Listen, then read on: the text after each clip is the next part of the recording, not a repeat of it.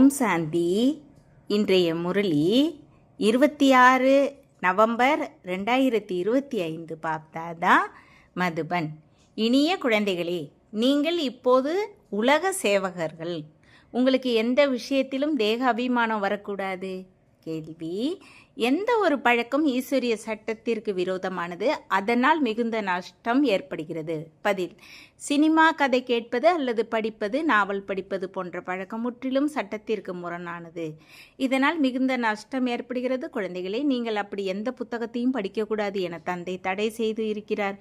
ஒருவேளை பிகே யாராவது அப்படிப்பட்ட புத்தகத்தை படித்தால் நீங்கள் ஒருவர் பிறருக்கு எச்சரிக்கை கொடுக்க வேண்டும். பாடல்: முகத்தை பார் மனிதா. ஓம் சாந்தி. நினைவு யாத்திரையால் நாம் தமோ பிரதானத்திலிருந்து சதோ பிரதானத்தின் பக்கம் எவ்வளவு முன்னேறி இருக்கிறோம் என்பதை சுயம் சோதனை செய்ய வேண்டும் என்று இனிமேலும் இனிய ஆன்மீக குழந்தைகளுக்கு தந்தை சொல்கிறார். ஏனென்றால் எந்த அளவு நினைவில் இருப்பீர்களோ அந்த அளவு பாவங்கள் அழிந்து கொண்டே போகும். இப்போது இந்த வார்த்தை சாஸ்திரங்கள் போன்றவற்றில் எங்காவது எழுதப்பட்டு இருக்கிறதா?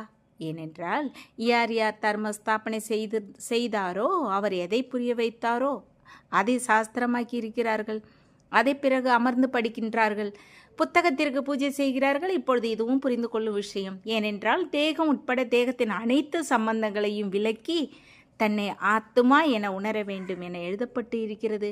குழந்தைகள், நீங்கள் முதலில் அசரீரியாக வந்தீர்கள். அங்கே பவித்திர ஆத்மாக்களே இருக்கின்றன. பதித்த ஆத்மாக்கள் யாரும் முக்தி ஜீவன் முக்திக்கு போக முடியாது. அது நிராகாரி நிர்விகாரி உலகம். இது சாக்கார விகார உலகம் என்று சொல்கிறார்கள். பிறகு சத்தியுகத்தில் இதுவே நிர்விகாரி உலகமாக இருக்கும். சத்தியுகத்தில் இருக்கும் தேவர்களுக்கு அதிக புகழ் இருக்கிறது. நன்றாக தாரணை செய்து பிறருக்கும் புரிய வைக்க வேண்டும் என இப்போது குழந்தைகளுக்கு புரிய வைக்கப்படுகிறது. ஆத்மாக்கள், நீங்கள் எங்கிருந்து வந்தீர்களோ அங்கிருந்து பவித்திரமாக வந்தீர்கள். பிறகு இங்கே வந்து நிச்சயம் அப்பவித்திரமாகவும் ஆக வேண்டும். சத்தியுகத்தை விகாரமற்ற உலகம் என்று, கலியுகத்தை விகார உலகம் என்றும் சொல்கிறார்கள். எங்களை தூய்மையாக விகாரமற்றவர்களாக மாற்ற நீங்கள் விகார உலகில் விகார சரீரத்தில் வாருங்கள் என இப்பொழுது நீங்கள் பதித்த பாவன தந்தையை நினைவு செய்கிறீர்கள். இந்த தாதாவை ஏன் அமர வைத்திருக்கிறீர்கள் என பிரம்மாவும் சித்திரத்தை பார்த்து குழப்பமடைகிறார்கள். அதாவது பிரம்மாவின் சித்திரத்தை பார்த்து குழப்பமடைகிறார்கள் என்பதை தந்தை தானே அமர்ந்து புரிய வைக்கிறார். இவர் பாக்கிய ரதம் என்பதை புரிய வைக்க வேண்டும். இந்த ரதத்தை நான் எடுத்து இருக்கின்றேன். ஏனென்றால் எனக்கு இயற்கையின் ஆதாரம் நிச்சயம் தேவை என்பது சிவபகவான் வாக்கு. இல்லை என்றால் நான் உங்களை எப்படி அழுக்கிலிருந்து தூய்மையாக்குவது? தினந்தோறும் நிச்சயம் படிக்கவும் வேண்டும். தன்னை ஆத்மா என உணர்ந்து என்னை மட்டும் நினைவு செய்யுங்கள் என இப்போது தந்தை குழந்தைகள் உங்களுக்கு சொல்கிறார். அனைத்து ஆத்மாக்களும் தமது தந்தையை நினைவு செய்ய வேண்டும். ஸ்ரீ கிருஷ்ணரை அனைத்து ஆத்மாக்களுக்கும் தந்தை என்று சொல்ல மாட்டார்கள். அவருக்கு சொந்த சரீரம் இருக்கிறது. இந்த தந்தை மிக எளிதாக புரிய வைக்கிறார். நீங்கள் அசரீரியாக வந்தீர்கள், அசரீரியாகவே செல்ல வேண்டும் என்று தந்தை சொல்கிறார் என்பதை நீங்கள் எப்போது யாருக்கு புரிய வைத்தாலும் சொல்லுங்கள். அங்கிருந்து பவித்திர ஆத்மாக்களே வருகின்றன. ஒருவர் நேற்று வந்திருந்தாலும் பவித்திரமாக வந்து இருப்பார்.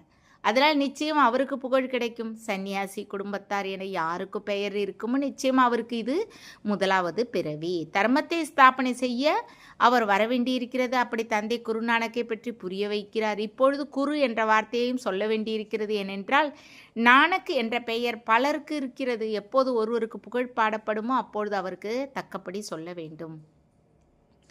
சொல்லவில்லை என்றால் நன்றாக இருக்காது. உண்மையில் ஒருவரை தவிர குருவாக யாருமே இல்லை என்பது குழந்தைகளுக்கு புரிய வைக்கப்பட்டுள்ளது.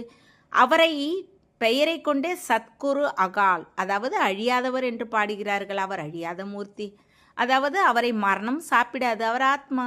அதனால் இந்த கதைகளை எல்லாம் அமர்ந்து உருவாக்கி இருக்கிறார்கள்.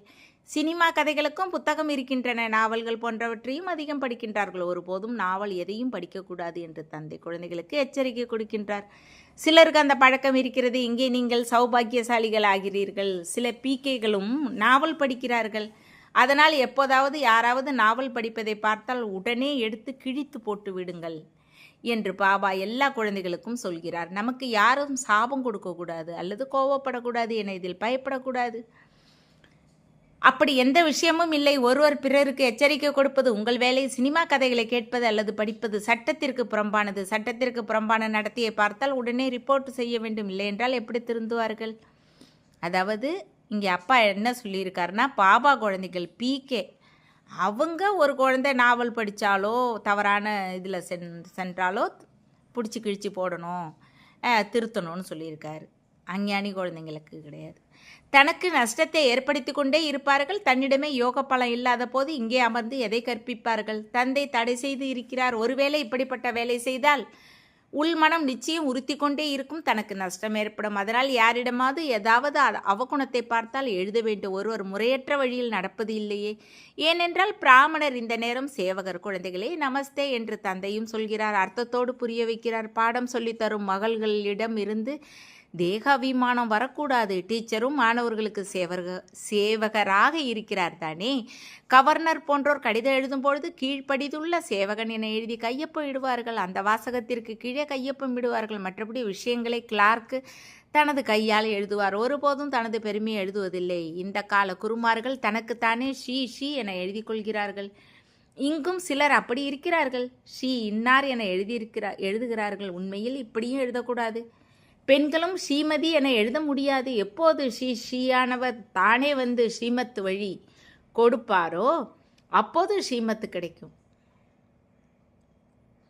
நிச்சயம் யாரோ ஒருவரின் வழியால் தான் இப்படி தேவர்களாகி இருக்கிறார்கள் என்பதை நீங்கள் புரிய வைக்க முடியும். இவர்கள் இவ்வளவு உயர்ந்த உலகின் எஜமானர்களாக எப்படி ஆனார்கள் என்பது பாரதத்தில் யாருக்கும் தெரியாது. உங்களுக்கு இந்த போதை ஏற வேண்டும். இந்த குறிக்கோளின் சித்திரத்தை எப்போதும் மார்பில் அணிந்திருக்க வேண்டும். எங்களுக்கு பகவான் கற்பிக்கிறார். அதனால் நாங்கள் உலக மகாராஜா ஆகிறோம் என நீங்கள் யாருக்கு வேண்டுமானாலும் சொல்லலாம். இந்த ராஜ்யத்தை ஸ்தாபனை செய்ய தந்தை வந்திருக்கிறார். இந்த பழைய உலகின் அழிவு முன்னால் நிற்கிறது. சின்னஞ்சிறு குழந்தைகள், நீங்கள் உங்கள் மழலை மொழியில் யாருக்கு வேண்டுமானாலும் புரிய வைக்க முடியும். மிகப்பெரிய மாநாடுகள் நடக்கின்றன, அதற்கு உங்களை அழைக்கிறார்கள். இந்த சித்திரங்களை நீங்கள் எடுத்து செல்லுங்கள். பாரதத்தில் மீண்டும் இவர்களுடைய ராஜ்யம் ஸ்தாபனையாகி கொண்டு இருக்கிறது என்பதை அமர்ந்து புரிய வையுங்கள். எங்கே வேண்டுமானாலும் மனிதர்கள் நிறைந்த சபையில் நீங்கள் புரிய வைக்க முடியும். முழு நாளும் சேவையின் போதை இருக்க வேண்டும். பாரதத்தில் இவர்களின் ராஜ்யம் ஸ்தாபனையாகிறது. தந்தை நமக்கு ராஜயோகத்தை கற்பிக்கிறார். குழந்தைகளே, நீங்கள் உங்களை ஆத்மா என உணர்ந்து என்னை நினைவு செய்யுங்கள். அப்போது நீங்கள் 21 தலைமுறைக்கு இப்படி ஆவீர்கள் என்பது சிவ பகவான் வாக்கு. தெய்வீக குணங்களையும் தாரணை செய்ய வேண்டும். இப்பொழுது எல்லோரிடமும் அசுர குணங்கள் இருக்கின்றன. உயர்ந்தவர்களாக மாற்றக்கூடியவர் ஒரே ஒரு ஸ்ரீ சிவ் பாபா. அந்த மிக உயர்ந்த தந்தை நமக்கு கற்பிக்கிறார். மன்மனா பவ என்பது சிவ பகவான் வாக்கு. பாக்கியரதம் பிரபலமாக இருக்கிறார். பாக்கியரதனையே பிரம்மா என்று சொல்கிறார்கள். அவரை மகாவீரர் என்றும் சொல்கிறார்கள். இங்கே தில்வாடா கோவிலில் அமர்ந்து இருக்கிறார். கோவிலில் கட்டிய சைனர்களுக்கு எதுவும் தெரியவில்லை. சின்னஞ்சிறு மகள்கள், நீங்கள் சென்று பார்த்து வர முடியும். இப்பொழுது நீங்கள் மிக உயர்ந்தவர்களாக மாறிக்கொண்டு இருக்கிறீர்கள். இது பாரதத்தின் குறிக்கோள். எவ்வளவு போதை ஏற வேண்டும். இங்கே தந்தை நன்றாக போதை ஏற்றுகிறார். நாங்கள் லட்சுமி நாராயணர் ஆவோம் என்று எல்லோரும் சொல்கிறார்கள். ராமர் சீதையாவதற்கு யாரும் கை உயர்த்துவதில்லை. இப்பொழுது நீங்கள் அகிம்சையாளர்கள், சத்திரியர்கள். அகிம்சை சத்திரியர்கள் உங்களை யாருக்கும் தெரியாது. இதை இப்பொழுது நீங்கள் புரிந்து கொள்கிறீர்கள். கீதையிலும் மன்மனா பவ என்று சொல்லியிருக்கிறது. தன்னை ஆத்மா என உணருங்கள். இது புரிந்து கொள்ளும் விஷயம்தானே, வேறு யாரும் புரிந்து கொள்ள முடியாது. குழந்தைகளே, ஆத்மா அபிமானியாக மாறுங்கள் என தந்தை அமர்ந்து குழந்தைகளுக்கு அறிவுரை தருகிறார். இந்த பழக்கம் பிறகு 21 பிறவிகள் உங்களிடம் தொடரும். 21 பிறவிகளுக்கான உங்களுக்கு அறிவுரை கிடைக்கிறது. தன்னை ஆத்மாவாக உணர்ந்து அமருங்கள் என்ற மூல விஷயத்தை தந்தை அடிக்கடி புரிய வைக்கிறார். பரமாத்மா தந்தை ஆத்மாக்கள் நமக்கு அமர்ந்து புரிய வைக்கிறார். நீங்கள் அடிக்கடி தேக அபிமானத்திற்கு வருகிறீர்கள். பிறகு வீடு வாசல் எல்லாம் நினைவுக்கு வருகின்றன. இப்படி நடக்கிறது. பக்தி மார்க்கத்திலும் பக்தி செய்து கொண்டிருக்கும் பொழுது புத்தி வேறு பக்கம் செல்கிறது. கடுமையான பக்தி செய்பவர்களே ஒரே எண்ணத்தில் அமர முடியும். அது தீவிர பக்தி என்று சொல்லப்படுகிறது. அவர்கள் முற்றிலும் அன்பில் மூழ்குகிறார்கள். நீங்கள் நினைவில் அமரும் பொழுது சில நேரம் முற்றிலும் அசரீரியாகிறீர்கள். யார் நல்ல குழந்தையோ அவரே இப்படிப்பட்ட நிலையில் அமருவார். தேக உணர்வு நீங்குகிறது. அசரீரி அதே போதையில் அமர்ந்து இருப்பார். இந்த பழக்கம் ஏற்படும் சன்னியாசிகள், தத்துவ யானிகள் அல்லது பிரம்மயானிகள் நாங்கள் கலப்போம் என்று சொல்கிறார்கள். இந்த பழைய சரீரத்தை விடுத்து பிரம்ம தத்துவத்தில் கலப்போம் என்று சொல்கிறார்கள். அனைவருக்கும் அவரவர் தர்மம் இருக்கிறது. யாரும் மற்ற தர்மத்தை ஏற்பது இல்லை. ஆதி சனாதன தேவி தேவர் தர்மத்தை சேர்ந்தவர்களும் தமோ பிரதானமாக மாறிவிட்டார்கள். கீதையின் பகவான் எப்பொழுது வந்திருந்தார்? கீதையின் யுகம் எப்போது இருந்தது? யாருக்கும் தெரியாது. இந்த சங்கம யுகத்தில் தான் தந்தை வந்து ராஜயோகத்தை கற்பிக்கிறார். தமோ பிரதானத்திலிருந்து சதோ பிரதானமாக மாற்றுகிறார் என்பது உங்களுக்கு தெரியும். இது பாரதத்தின் விஷயம். அநேக தர்மங்களும் நிச்சயம் இருக்கின்றன. ஒரு தர்மத்தின் ஸ்தாபனை மற்றும் அநேக தர்மங்களின் விநாசம் என்ற பாடலும் இருக்கிறது. சத்தியுகத்தில் ஒரு தர்மம் இருந்தது. இப்போது கலியுகத்தில் அநேக தர்மங்கள் இருக்கின்றன. பிறகு ஒரு தர்மத்தின் ஸ்தாபனை ஏற்படுகிறது. ஒரு தர்மம் இருந்தது, இப்போது இல்லை. மற்ற எல்லாம் நிற்கின்றன. ஆலமரத்தின் உதாரணமும் முற்றிலும் சரியாக இருக்கிறது. அடிமரம் இல்லை, மற்ற முழுமரமும் நிற்கிறது. அதே போல இங்கு தேவி தேவர் தர்மம் இல்லை. அடிமரமாக இருந்த ஆதி சனாதன தேவி தேவர் தர்மம் இப்போது காணாமல் போய்விட்டது. அதை மீண்டும் தந்தை ஸ்தாபனை செய்கிறார். மற்ற தர்மங்கள் அனைத்தும் பின்னால் வந்தன. பிறகு சக்கரத்தை நிச்சயம் ரீபீட் செய்ய வேண்டும். அதாவது பழைய உலகிலிருந்து புதிய உலகமாக மாற வேண்டும். புது உலகில் இவர்களின் ராஜ்யம் இருந்தது. உங்களிடம் பெரிய சித்திரங்களும் இருக்கின்றன, சிறிய சித்திரங்களும் இருக்கின்றன. பெரிய சித்திரத்தை எடுத்தால் இது என்ன என அதை பார்த்து கேட்பார்கள். அப்போது நாங்கள் அப்படிப்பட்ட பொருளை எடுத்திருக்கிறோம், அதனால் மனிதர்கள் பெக்கரிலிருந்து பிரின்ஸ் ஆவார்கள் என்று சொல்லுங்கள். உள்ளத்தில் பெரிய உற்சாகமும் பெரிய மகிழ்ச்சியும் இருக்க வேண்டும். ஆத்மாக்கள் நாம் பகவானின் குழந்தைகள். ஆத்மாக்களுக்கு பகவான் கற்பிக்கிறார். தந்தை நம்மை கண்களில் அமர வைத்து அழைத்து செல்வார். இந்த சீச்சி உலகில் நாம் இருக்கவே கூடாது. போக போக ஐயோ ஐயோ என்று அலறுவார்கள். அதை பற்றி கேட்காதீர்கள். மனிதர்கள் கோடிக்கணக்கில் இறப்பார்கள். இவை எல்லாம் குழந்தைகள் உங்கள் புத்தியில் இருக்கின்றன. இந்த கண்களால் நாம் பார்க்கும் எதுவும் இருக்காது. இங்கே மனிதர்கள் முட்களைப் போல இருக்கிறார்கள். சத்தியுகம் மலர்களின் தோட்டம்.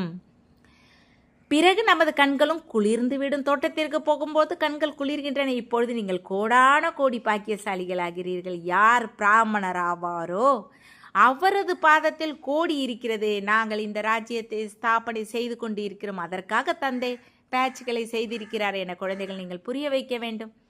வெள்ளைச்சேலை கட்டி இருக்க வேண்டும், பேட்ச் அணிந்திருக்க வேண்டும். இதனால் தானே சேவை நடந்து கொண்டே இருக்கும்.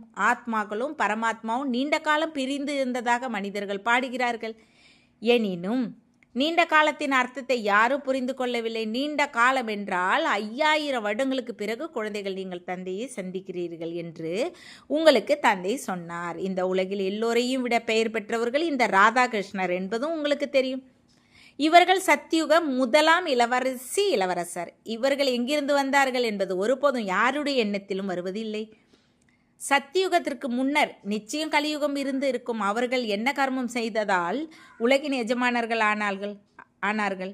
பாரதவாசிகள் யாரும் இவர்களை உலகின் எஜமானர்களாக உணர்வதே இல்லை. இவர்களின் ராஜ்யம் இருந்தபொழுது பாரத்தில் மற்ற எந்த தர்மமும் இருக்கவில்லை. தந்தை நமக்கு ராஜயோகத்தை கற்பிப்பது இப்போது குழந்தைகள் உங்களுக்கு தெரியும். இதுவே நமது குறிக்கோள். கோவில்களில் இவர்களின் சித்திரங்கள் இருக்கின்றன. எனினும் இந்த நேரம் இது ஸ்தாபனையாகி கொண்டு இருக்கிறது என்பதை யாரும் உணரவில்லை. உங்களிலும் நம்பர்வார் புரிந்து கொள்கிறீர்கள். சிலர் முற்றிலும் மறந்து விடுகிறார்கள். முன்னர் எப்படி இருந்தார்களோ அப்படியே நடத்த இருக்கிறது. இங்கே மிக நன்றாக புரிந்து கொள்கிறார்கள். இங்கிருந்து வெளியே சென்றவுடன் முடிந்தது. சேவை செய்ய வேண்டும் என்ற ஆர்வம் இருக்க வேண்டும். அனைவருக்கும் இந்த செய்தியை சொல்வதற்கு உத்தி கண்டுபிடிக்க வேண்டும், முயற்சி செய்ய வேண்டும். என்னை நினைவு செய்தால் பாவங்கள் அழியும் என்று சிவபாபா சொல்கிறார். நாங்கள் ஒரு சிவபாபாவை தவிர வேறு யாரையும் நினைவு செய்வதில்லை என்பதை போதையோடு சொல்ல வேண்டும். நல்லது. இனிமையிலும் இனிமையான காணாமல் போய் கண்டெடுக்கப்பட்ட செல்ல குழந்தைகளுக்கு தாய் தந்தை பாப் தாதாவின் அன்பு நினைவுகள் மற்றும் காலை வணக்கம். ஆன்மீக குழந்தைகளுக்கு ஆன்மீக தந்தை நமஸ்காரம். ஆன்மீக தந்தைக்கு ஆன்மீக குழந்தைகளின் அன்பு நினைவுகள் மற்றும் நமஸ்காரம். தாரணைக்கான முக்கிய சாரம் 1. குறிக்கோளின் சித்திரத்தை சதா கூடவே வைத்திருக்க வேண்டும். இப்பொழுது நாம் ஸ்ரீமத்தின்படி உலகின் எஜமானர்களாக மாறிக்கொண்டு இருக்கிறோம். நாம் அப்படிப்பட்ட பூந்தோட்டத்திற்கு செல்கிறோம். அங்கே நமது கண்கள் தாமாகவே குளிர்ந்துவிடும் என்ற போதை இருக்க வேண்டும். 2. சேவை செய்ய வேண்டும் என்ற ஆர்வம் மிக மிக அதிகமாக இருக்க வேண்டும். பெரிய உள்ளத்தோடும் உற்சாகத்தோடும் பெரிய பெரிய சித்திரங்களை கொண்டு சேவை செய்ய வேண்டும். பிறரை பெக்கரிலிருந்து பிரின்ஸாக மாற்ற வேண்டும். வரதானம். கர்மத்தின் விளைவை அறிந்து கதி சத்கதியை தீர்மானிக்கும் மாஸ்டர் துக்கத்தை போக்கி சுகம் அளிப்பவராகுக. இப்போது வரைக்கும் தனது வாழ்க்கை கதையை பார்ப்பதிலும் சொல்வதிலும் பிஸியாக இருக்காதீர்கள். மாறாக ஒவ்வொருவரின் கர்மத்தின் விளைவை அறிந்து கதி சத்கதி கொடுக்கும் முடிவு எடுங்கள். மாஸ்டர் துக்கத்தை போக்கி சுகத்தை கொடுக்கும் பாகத்தை நடியுங்கள். உங்கள் படைப்பின் துக்க அசாந்தியின் பிரச்சனைகளை முடியுங்கள். அவர்களுக்கு மகாதானத்தையும் வரதானத்தையும் கொடுங்கள். தான் வசதிகளை பெறாதீர்கள். இப்பொழுது வள்ளலாகி கொடுங்கள். ஒருவேளை சால்வேஷனின் ஆதாரத்தில் தனக்கோ அல்லது சேவையில் அற்பகால வெற்றியோ கிடைத்தாலும் இன்று பெருமை கொள்வீர்கள். நாளை பெருமையின் தாகம் உள்ள ஆத்மாவீர்கள். ஸ்லோகன். அனுபவம் ஏற்படாதது யுத்த நிலை. யோகியாகுங்கள், போராளி ஆகாதீர்கள். போராளியாகாதீர்கள். அவ்யக்த சைகை அசரீரி மற்றும் விதேகி ஸ்திதியின் பயிற்சியை அதிகமாக்குங்கள். பிரம்ம பாபா எப்படி அவ்யக்தாகி விதேகி ஸ்திதி மூலமாக கர்மாத்தீத்தானாரோ அப்படி அவ்யக்த பிரம்ம பாபாவின் விசேஷ பாலனைக்கு பாத்திரமாக இருக்கின்றீர்கள். அதனால் அவ்யக்த பாலனைக்கு விதேகியாக பதில் கொடுங்கள். சேவை மற்றும் ஸ்திதியின் பேலன்ஸ் வையுங்கள். விதேகி என்றால் தேகத்தில் இருந்து விலகி இருப்பது. சுபாவம், சமஸ்காரம், பலவீனங்கள் எல்லாம் தேகத்தோடு இருக்கின்றன. தேகத்திலிருந்து விலகி இருப்பது என்றால் எல்லாவற்றிலிருந்தும் விலகி இருக்கிறீர்கள். அதனால் இந்த ட்ரில் அதிகமாக ஒத்துழைப்பு கொடுக்கும். இதற்கு கண்ட்ரோலிங் பவர் தேவை. ஓம் சாந்தி. தேங்க்ஸ் பாபா.